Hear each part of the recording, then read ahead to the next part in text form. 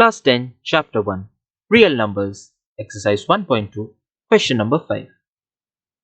Check whether 6 to the power n can end with the digit 0 for any natural number n.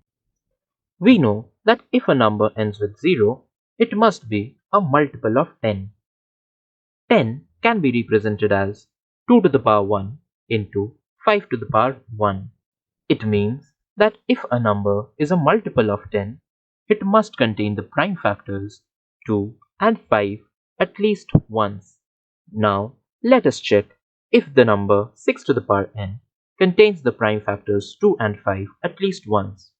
6 to the power n can be written as 2 times 3 whole to the power n, which can be further written as 2 to the power n into 3 to the power n. From this form, we can observe that the prime factor 2 appears n number of times, whereas the prime factor 5 does not appear even once. So, we can say that the number 6 to the power n does not end with a 0.